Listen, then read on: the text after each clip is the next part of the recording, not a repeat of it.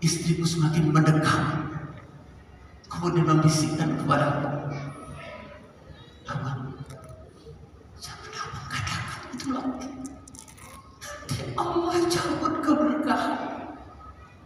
Kita malu dengan saudara-saudara kita di Palestina. Gak punya rumah tapi tidak pernah mengeluh. Kita malu dengan Bunda Hajar. Begitu banyak peristiwa yang terjadi di Bunda Hajar dan Bunda Hajar gak pernah mengeluh."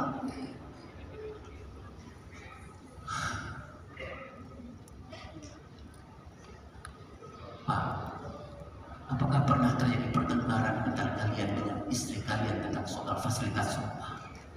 Apakah kalian pernah mengeluh soal rumah kalian yang masih ada, masih enak untuk ditinggalkan? Ibu, apakah pernah engkau mendengar suamimu mengeluh tentang rumah, tentang kontrakan? Apakah pernah kamu mendengar suamimu pernah mengatakan, "Apaan hidup ini?" Pernah kalian mendengarkan itu? Wahai anak-anakku di belakang, pernahkah kau mendengar bapak dan ibumu mengeluh tentang tempat tinggal? Mengeluh tentang tempat tinggalnya meskipun kontrakan, tapi mengatakan, "Rumah apa ini? Capek hidup seperti ini."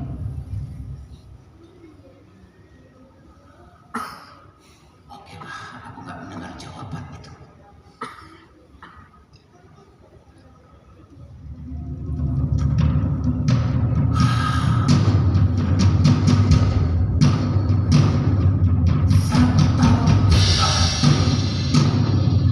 Infrastruktur darah hancur.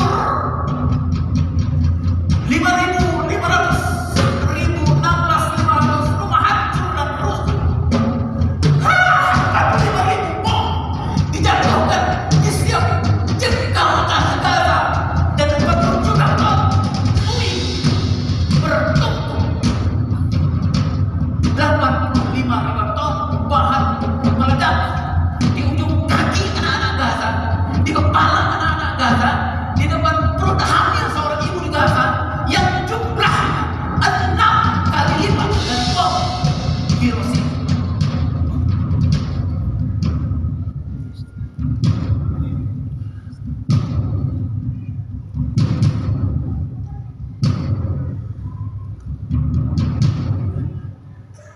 Dek,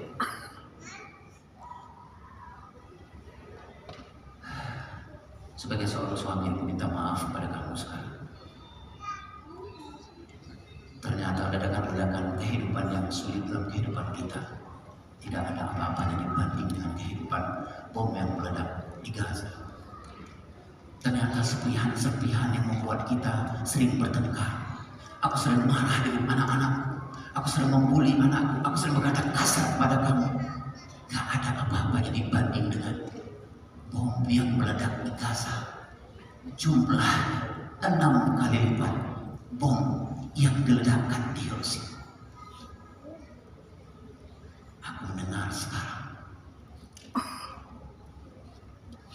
seperti ada bom yang meledak di dalam jantung bapak dan ibu di sini.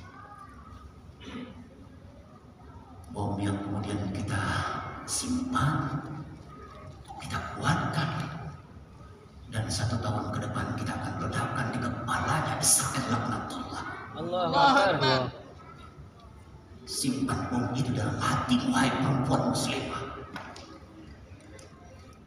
Wahai bapak-bapak, pegang tangan anak-anak, ajarkan anakmu ketangguhan.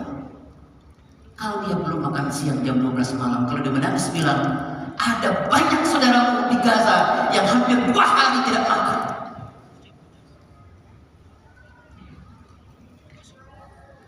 Allahu Akbar. Ya Allah.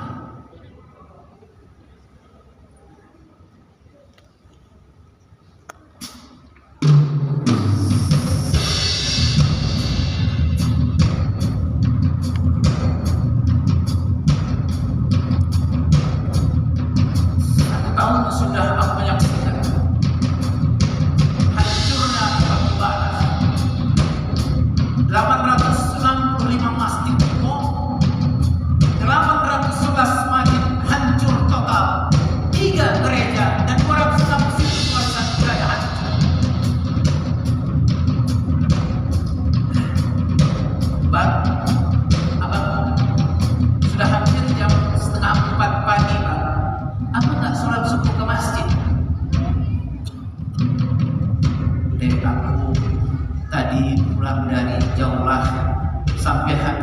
12 malam, jam setengah 1 malam, aku rasanya capek.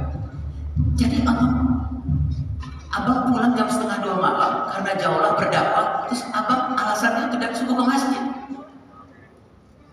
Ya, berdakwah memang begitu deh. Bang, sebelum masjid yang ditanam dekat rumah kita itu hancur seperti di Palestina, sebelum Allah ambil nyawa abang, sebelum abang gak mampu meneteng, menjinjing, membimbing anak-anak kita ke masjid, demi Allah, bangunlah bang, sudah hampir subuh, pergilah ke masjid. Aku malu mempunyai seorang suami yang berkata dakwah setiap hari, tapi dia jarang jumpai masjid, tapi dia jarang ke masjid, tapi bagi dia adalah tempat yang paling sering dia kunjungi adalah tempat-tempat yang lain. Aku malu menjadi seorang perempuan bersuamikan seorang yang tidak mencintai masjid.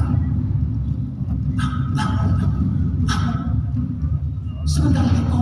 Sebentar lagi komat. Bangun. Kamu, Allah cabut nyawa abang sedang seperti ini. Apa yang abang katakan kepada Allah Subhanahu wa Ta'ala? Apa yang abang katakan kepada malaikat? Abang mengatakan bahwa maaf malaikat, aku aktivis dakwah, tadi pulang jam 2 malam, capeknya luar biasa. Malaikat akan mencabut, menggigit leher abang dan mengatakan, aktivis dakwah bohong.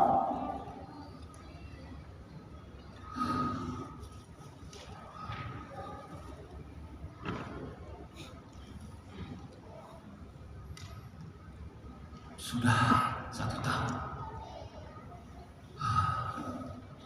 hancur, sudah tempat ibadah 865 masjid Ipom, 811 masjid hancur total, 3 gereja, 206 situs masjid di budaya dihancurkan.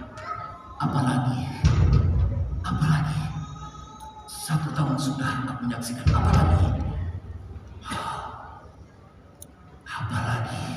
yang terjadi di Gaza.